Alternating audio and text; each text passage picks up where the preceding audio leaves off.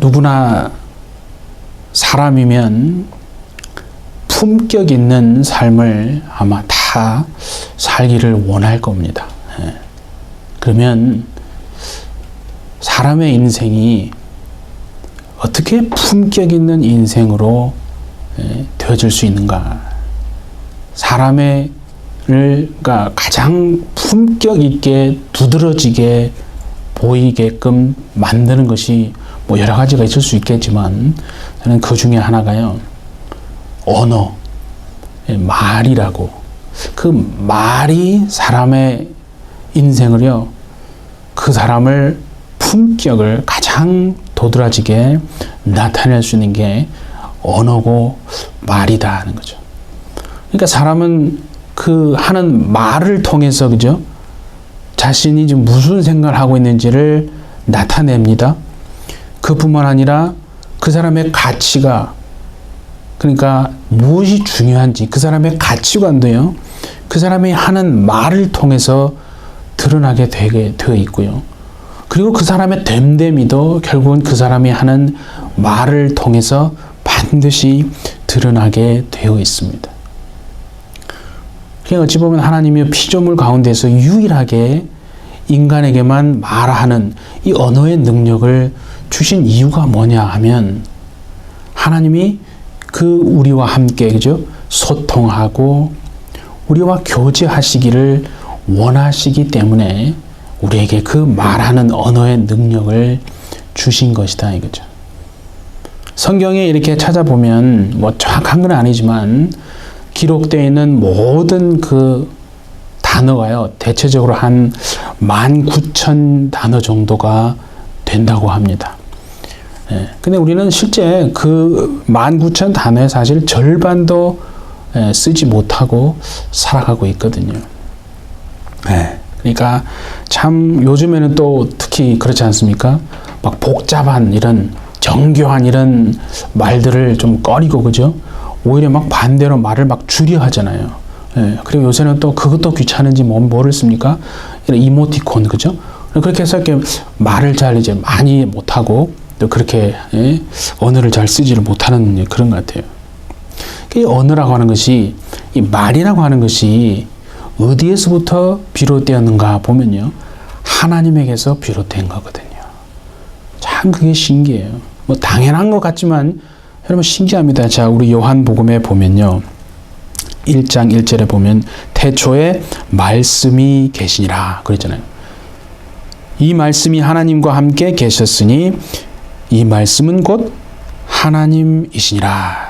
그러니까 말씀이 하나님이시고 하나님이 말씀이다 이거죠. 예수님이 무슨 말씀을 하시냐면 요한복음 5장에 보면 살리는 것은 영이다 라고 말씀하셨어요. 그러면서 내가 너희에게 이른 말이 영이고 생명이다, 그런 말씀을 하셨잖아요.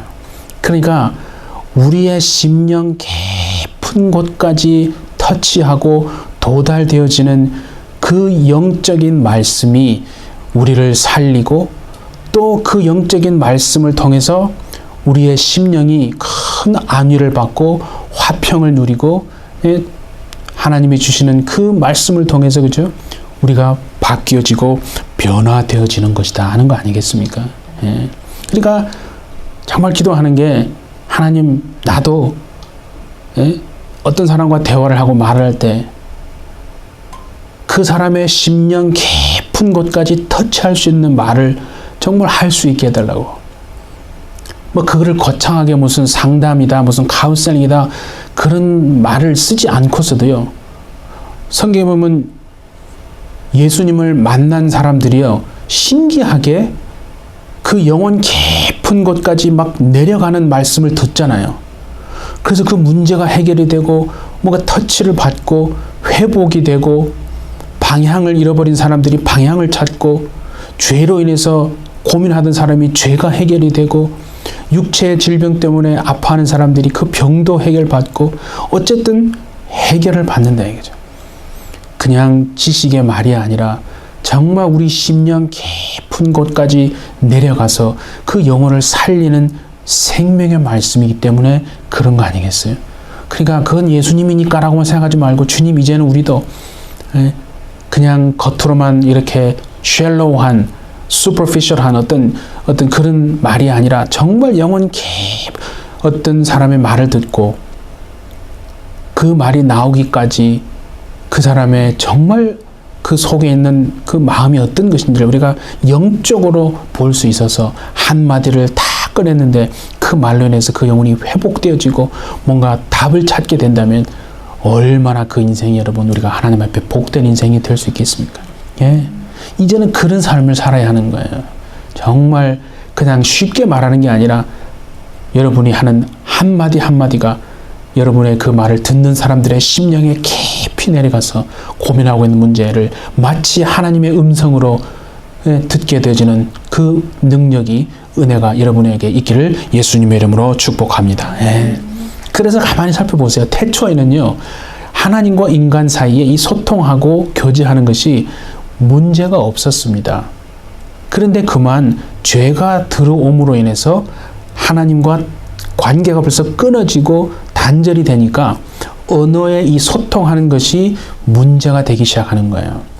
그 문제가 어떻게 나타난가를 가만히 보니까 말을 어떻게 하느냐, 남을 비난하는 말을 하고 남을 탓하는 말을 하고 자기의 것은 감추고 남을 탓하는 그런 데 쓰이게 되어지게 되더라 하는 겁니다.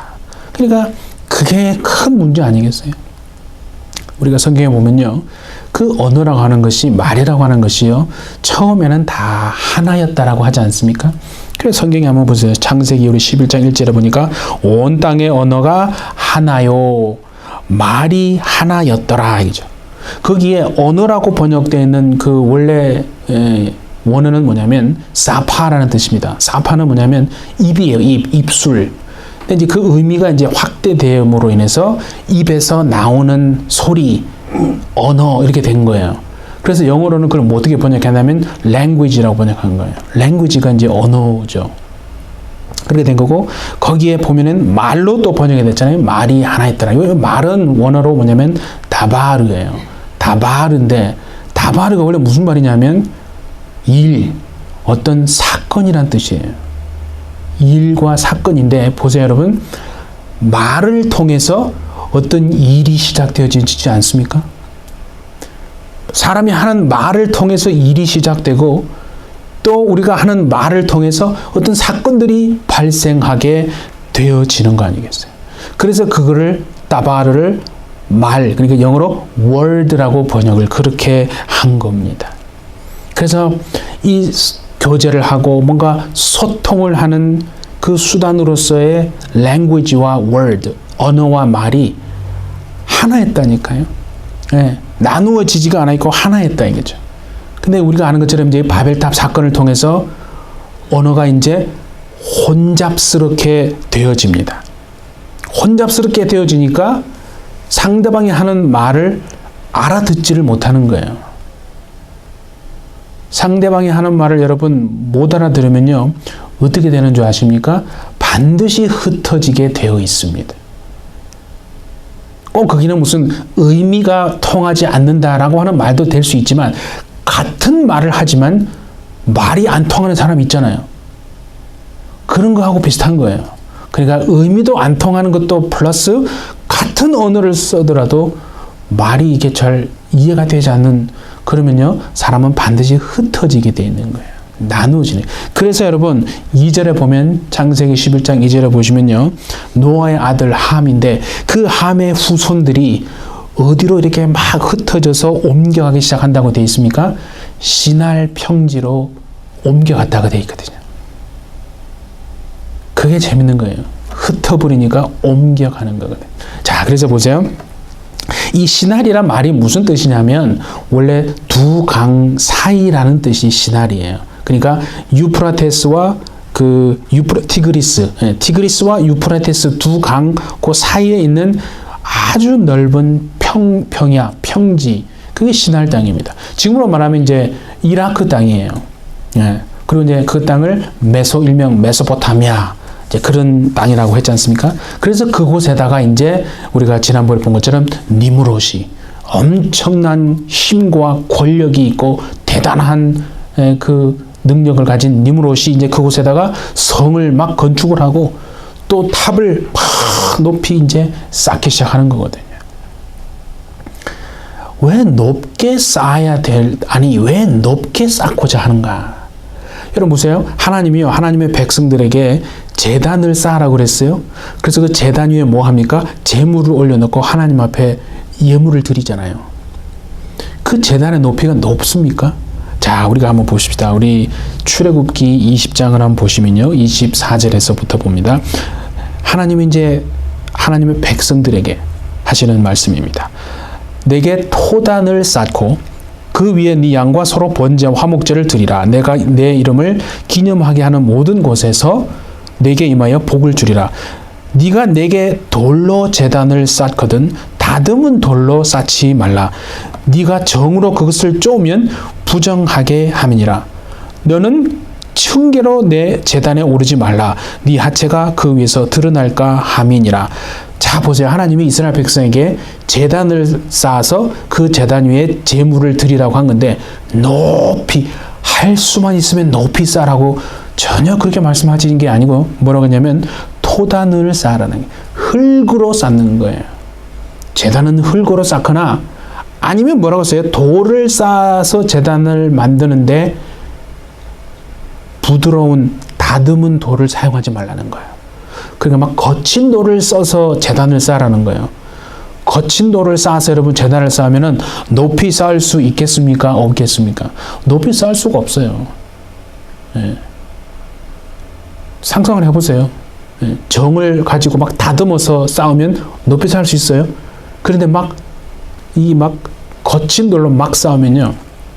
높이 쌓을 수가 없어요. 그리고 또 뭐라고 했어요? 계단을 만들지 말라고 그랬잖아요. 그러니까 계단도 만들지 말라고 그랬으니까 높이 쌓을 이유도 없는 거죠. 그게 하나님이 지금 제단을 통해서 예물을 드리라고 하는 이스라엘에게 명령하신 건데요. 그런데 신기한 거 보세요. 니므롯은 어떻게 쌓았다고요? 엄청나게 높이 쌓아요. 높이 쌓으려면 반드시 어떻게 해야 되냐면 그게 보면 벽돌을 구워서 생산을 해야 돼요. 벽돌은 벌써 딱 그죠? 부드럽잖아요. 다듬었잖아요. 그러면 높이 살 수 있거든요. 그리고 진흙을 바르는 게 아니라 거기에다가 역청을 사용해서 하면은 높이 살 수 있어요. 그리고 또 계단을 만드는 겁니다. 그러니까 한번 상상해 보세요. 그러면 이제 아주 탑을 높이 쌓을 수 있는 가능성이 높아지는 거예요. 근데 그 당시 함의 후손들이 그죠? 그렇게 높은 탑을 쌓았는데 사실은 지금의 기술로도 도저히 할 수 없을 것 같은 엄청난 사실은 기술을 가지고 있었던 거거든요. 어떻게 그렇게 했는지 그냥 우리는 분명하게 추정할 수 있어요. 그 사람들이 무식했던 사람들이 아니에요, 여러분. 예. 함의 후손들은요, 대단한 첨단 기술로 무장해 있었는 거예요. 그러니까 역사에 따르면 그 바벨탑의 너비와 높이가요 90m 정도 됐다고 했거든요. 사용된 그 벽돌의 개수만도 한 8만 5천 개 이상이라고 하는 거예요. 아니 그거 솔직히 지금 2023년에 최고의 정말 기술로도 그게 과연 가능할 수 있을까 할 정도로 엄청난 기술이거든요. 그러면 니므롯이 그렇게 탑을 높이 쌓으려고 했던 이유가 뭐냐예요. 하나님이 제단도 그렇게 그냥 낮게 쌓으라고 했는데 왜 그 사람은 그렇게 높이 쌓으려고? 성경은요 3가지 이유를 말합니다. 그게 뭐냐면 첫 번째, 하늘에 닿고 싶다 이거죠. 그래서 하나님처럼 높아지려고 하나님과 한번 겨루어 보고 싶은 거예요. 하나님의 위치에까지 한번 가고 보고 싶은 거예요. 신의 영역에 도전할 수 있는 기술이 갖고 있었다니까 여러분. 여러분 요새 챗 GPT 나오고 여러분 우리 장로님 지난번에 한국에 갔다 오셨더니 강릉입니까? 가서 음식점에 갔더니 벌써 로봇이 벌써 쫙 서빙 한다고 그러지 않습니까? 그건 정말 초보적인 거예요. 앞으로 보세요. 말을 하면서 완전히 사람과 똑같이 보이는 형태의 그러한 기술이 앞으로 나오면 그래서 뭐 그 사람의 지능을 초월하고, 그래서 지금 어떤 사람들은 그걸 규제해야 하고 통제해야 된다라고 말하는 사람도 있거든요. 그러니까 벌써 그와 같은 엄청난 그런 높이 탑을 쌓을 수 있는 기술이 그 당시에도 여러분 그렇게 돼 있었던 거예요. 그러니까 하나님과 한번 겨뤄보고 싶은 거예요. 하나님처럼 높아지고 싶다 이거죠. 죄의 뿌리가 무엇입니까? 하나님처럼 되고자 하는 마음이 사실은 모든 죄의 뿌리 아닙니까? 그래서 사단이 아담과 하와에게 뭐라고 했어요? 너도 하나님처럼 될 수 있다 이게. 그래서 먹지 말라고 한 거야. 그냥 먹어보라고. 하나님처럼 높아질 수 있고 그 영역에 너도 얼마든지 도달할 수 있다. 그 크리스찬 그 신학자이면서 또 작가인 C.S. 루이스가 이런 말을 했어요. 한번 들어보세요. 참 와닿습니다. 모든 다른 악의 시작이 교만이다. 교만한 사람은 항상 다른 사람을 내려다보고 멸시한다. 사람을 멸시하고 내려다보는 동안에는 자신보다 위에 있는 것을 절대로 볼 수 없다. 참 그렇지 않습니까? 두 번째 그렇게 탑을 높이 쌓으려고 했던 이유는 뭐냐면 이름을 내기 위해서. 자신의 이름을 높이 한번 정말 내려고 그런 거예요. 여러분 보세요. 하나님처럼 됐어요. 최고에 도달했어요. 그런데 사람들이 알아주지 않으면 어떻습니까? 뭔가 좀 헛수고한 것 같지 않습니까? 세상은 그렇다 이거죠. 하나님처럼 정말 높아졌어요. 최고의 위치에 도달하면 다 인정받고 싶고 알아주고 싶잖아요. 그렇지 않으면 뭔가 헛수고한 것 같거든요. 그래서 이 함의 후손들은요, 그와 같은 놀라운 첨단 기술을 가지고 높이 싸우면서 정말 하나님과 한번 겨루어보고 세상에 자신의 이름을 내고자 했던 그 삶을 그 함의 후손들이 살았다는 거예요. 그렇게 살고 있었던 거예요. 그런데 한번 잘 보세요. 인류의 모든 문명사가요, 그와 같은 방향으로 가고 있지 않습니까? 그러니까 그것은 지금도 계속 되어져 가고 있는 거예요. 그래서 세상이 마지막 때로 갈수록요, 점점 더 그와 같이 되어져 갈 것입니다. 엄청난 놀라운 첨단 기술들이 앞으로 보세요. 꿈에도 상상할 수 없는 기술들이 나올 겁니다. 예. 그것이 그냥 삶이 좋아졌다, 편해졌다고만 그만 그렇게만 생각할 게 아니고 우리는요, 영적으로 잘 보셔야 합니다. 삶의 후손들이 그렇게 살았다니까요, 그 당시에. 자, 세 번째, 왜 그렇게 탑을 높게 쌓았냐 보니까 성경에 흩어지지 않기 위해서, 흩어짐을 면하기 위해서 그렇게 높이 쌓았다는 거죠. 원래 여러분 대체 하나님이 뭐라고 그랬어요? 우리에게 주신 말씀이 뭐예요? 너희는 생육하고 번성해서 땅에 이렇게 충만히 이렇게 편만히 흩어져라. 그게 원래 하나님의 말씀인데, 그죠? 그런데 이제 반대로 간 거 아니에요. 그러니까 하나님은 이게 우리가 온 땅에 충만하게 살기를 원하시지 한 곳에 뭉쳐서 사는 것을 그걸 원래 그렇게 의도한 게 아니다 하는 거예요. 그러니까 지금 함의 후손이 살아가는 그 방식 자체가 뭐예요? 하나님의 말씀에 위배되는, 그러니까 하나님이 원하시는 방식과는 정반대로 지금 살아가고 있는 거예요. 그러니까 그 어떻게 보면 제일 우두머리격이라고 할 수 있는 니므롯이, 그죠? 어떤 사람인가 우리 지난번에 보았잖아요. 대단한 능력을 가진 거예요. 힘이 있고요. 엄청나게 사람들을 규합할 수 있는 정말 그런 말도 잘할 것이고 그런 어떤 파워와 권력을 가지고 있었던 사람이에요. 그래서 어떤 제도를 다 하나를 만들어 가지고죠, 모든 사람들이 그 제도 안에서 정말 살 수 있게끔 큰 도시를 만들면서 엄청난 기술과 또 그런 능력이 있었다. 자기 밑에 그래서 많은 사람들이 그래서 그 사람을 따르게끔, 그러니까 엄청난 정말 큰 나라, 니므롯의 나라를 그렇게 만들었던 거 아니겠습니까? 그러니까 여러분 보세요. 함의 후손, 하나님을 떠난 사람들은 벌써 그런 삶을 살게 되는 거예요. 하나님을 떠나서 스스로 높아지는 거예요. 그리고 자기 이름을 막 내면서 한데 뭉쳐서 세력을 규합하고, 그죠? 능력을 키우고 세력을 키우는 그러한 삶을 반드시 살게 되어 있습니다, 여러분. 그런데 성경에 보니까 하나님이 그냥 그걸 가만히 두고 보시지는 않으셨어요. 자, 11장 5절에 보니까 여호와께서 사람들이 건설하는 그 성읍과 탑을 보려고 내려오셨더라. 참 은혜가 되고 감사한 게 하나님은 그냥 위에서 뒷짐지고 높은 데서 보고만 계신 분이 아니라 하나님은 정말 친히 우리의 삶으로 들어오시기 원하시고 우리를 도우시기를 원하시고 우리와 함께 하기를 원하시고 우리를 사랑하시는 분이시다 이거죠. 예, 얼마나 그게 감사한지 모릅니다. 그래서 우리의 문제를 정말 진단도 해주시고 또 어떻게 해야 될지 그 처방도 해주시는 분이 하나님이시거든요. 그래서 하나님이 보니까 이게 지금 언어가 하나라서 이런 교만의 탑을 지금 세우고 있구나. 그래서 하나님이 그죠? 그렇게 하신 거예요. 흩어버리신 건데 우리는 자 보세요. 생각하면 사람은 어떻게 생각합니까? 우리는 뭉치면 살고 흩어지면 죽는다. 그래가지고 막 그렇게 하잖아요. 근데 신기하게 반대예요. 하나님은 어떻게 흩어져야 사는 거예요. 흩어져야 사는 거예요. 그러니까 여러분 보세요. 역사에 그런 무리들이 있었거든요. 기독교인들의 무리들이에요. 우리가 한데 뭉쳐서 우리가 이렇게 한번 잘 살아봅시다. 굉장히 좋은 의도 같죠. 들어보면 그럴싸하거든요. 그럴싸하니까 모여가는 거예요.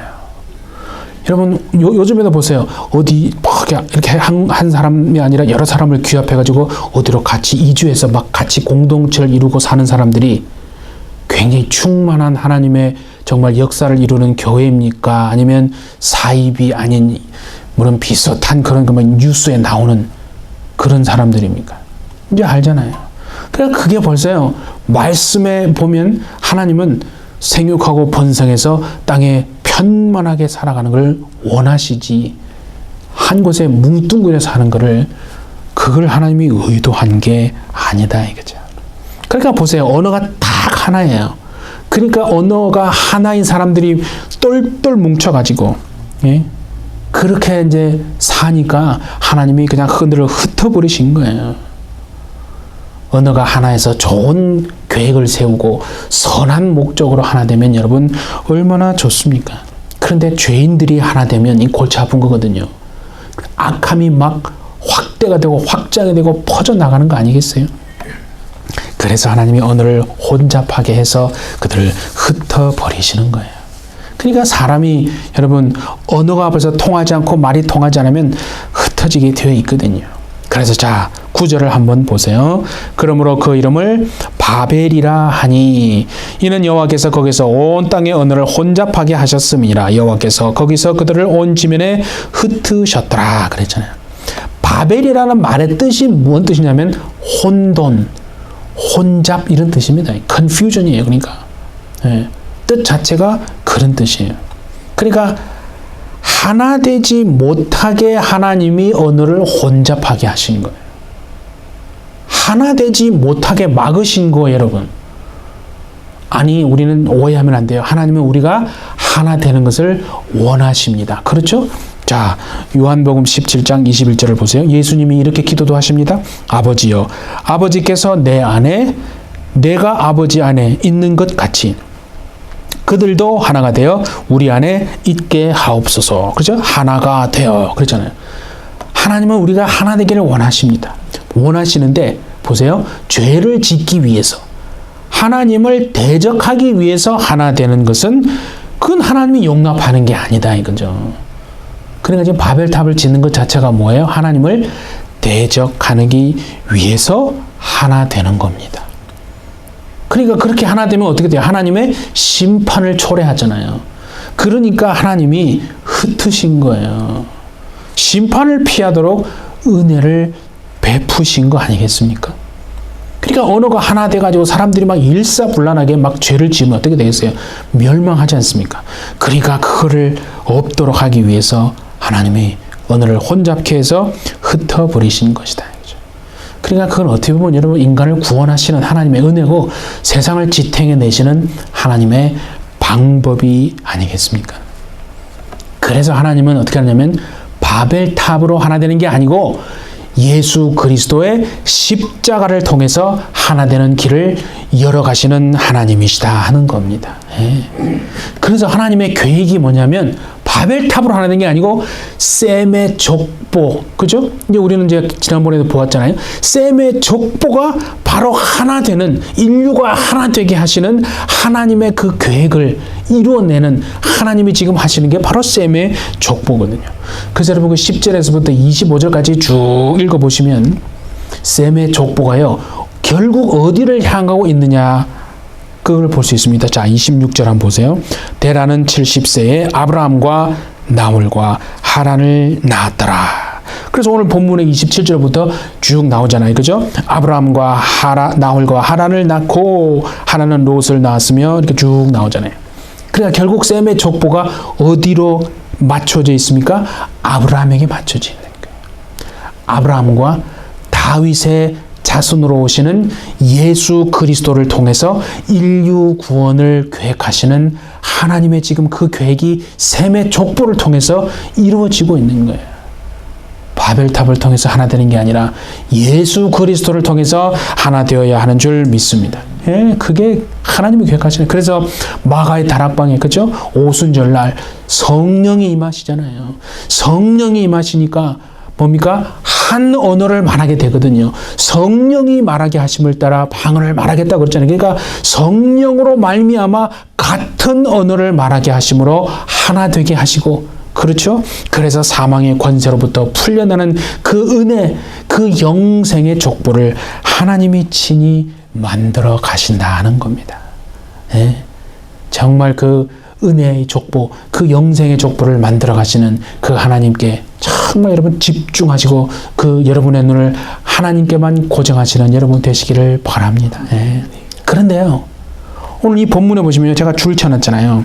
그 영생 은혜의 족보에 뭔가 좀 특이한 게 있어요. 약간 이해가 안 되는 게 있어요. 이상한 게 하나 있어요. 30절 보세요. 사례는 임신하지 못함으로 자식이 없었더라.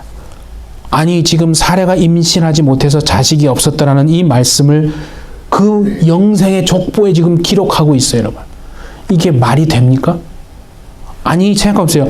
지금 족보가 이어지려면, 그렇죠? 임신이 돼서 자녀가 출생을 해야, 그래서 이게 연결이 되고 이어지는 거 아니에요? 아니, 임신하지 못함으로 자녀가 없었더라 그러면 이게 지금 어떻게 됩니까? 족보가 끊어지는 거 아니에요? 그럼 왜 이걸 기록했겠어요, 여러분? 하나님은요, 하나님의 족보는 하나님이 친히 만들어 가신다는 것을 우리에게 지금 말씀하고 있는 거예요. 인간의 방식으로는 임신이 안 되는 이 여인을 통해서 하나님이 지금 뭐라고요? 친히 자녀들의 족보, 영생의 족보, 그 은혜의 족보를 지금 이어가시겠다고 하나님이 말씀하시는 거예요. 그렇죠? 사람에게는 불가능한 일일지라도 하나님은 그 불가능을 가능하게 바뀌게 하시고 기필코 믿음의 역사를 이루어 가시겠다. 지금 그 말씀을 하시는 거예요. 그래서 지금 사례는 임신하지 못함으로 자식이 없었더라. 그 말씀을 기록한 거예요. 정말 여러분과 우리의 삶이 마치 지금 내 삶이 불임의 시간처럼 마치 그렇게 되어서 아무것도 할 수 없다는 그 깊은 정말 좌절감에 빠져있는 그 시간조차도 하나님은 새 일을 행하는 기회로 삼으실 수 있는 하나님이심을 기억하시기 바랍니다, 여러분. 하나님이요, 지금 사례와 같은 치명적인 약점, 아무것도 할 수 없는, 사람의 능력으로는 할 수 없는 그 여인을 통해서도 하나님이 이 하나님의 족보를 여러분 이어가신다면 아무것도 할 수 있는 능력이 없어서 다만 주 앞에 엎드려서 주님 불쌍히 여겨 주십시오, 긍휼히 여겨 주십시오 기도하면서 정말 주의 이름, 그 이름만 부를 수밖에 없는 사람일지라도 하나님은 그 사람을 통해서 새 일을 행하실 수 있는 하나님이신 줄 믿습니다.